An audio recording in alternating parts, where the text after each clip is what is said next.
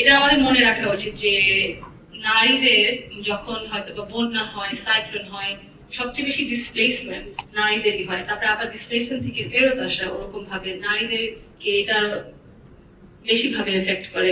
আপনাদেরও নিশ্চয়ই অনেক এক্সপিরিয়েন্স আর নলেজ আছে এটার ব্যাপারে। আমি ছোট কথাই বলবো আমার জায়গা থেকে, কিন্তু হ্যাঁ আমি বিশেষ থ্যাংক ইউ এটা বলার জন্য। আমার মনে হয় যে আপনি যেটা বলেছেন এটা আমাদের মনে রাখা উচিত যে নারীদের যখন হয়তো বা বন্যা হয়, সাইক্লোন হয়, সবচেয়ে বেশি ডিসপ্লেসমেন্ট নারীদেরই হয়। তারপরে আবার ডিসপ্লেসমেন্ট থেকে ফেরত আসা ওরকম ভাবে নারীদেরকে এটা বেশি ভাবে এফেক্ট করে। তারপরে ওনারা এক্সপোজ থাকে to trafficking, to exploitation, to informal labour. তো আর আপনি যেটা বললেন যে স্যালিনিটি ওনাদের এই যে এফেক্ট করে অনেক, এটা বিশাল বড় একটা ব্যাপার।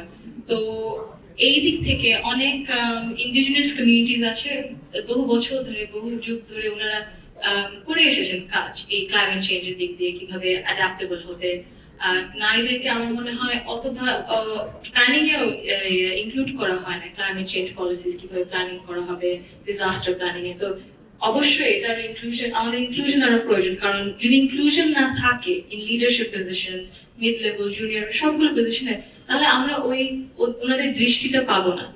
নারী হোক, না হলে আদিবাসী হোক, যে কোনো ধর্মেরই হোক, আমাদের এই রিপ্রেজেন্টেশনটা প্রয়োজন। তো আমি জানি আপনারা যদি কিছু বলতে চান।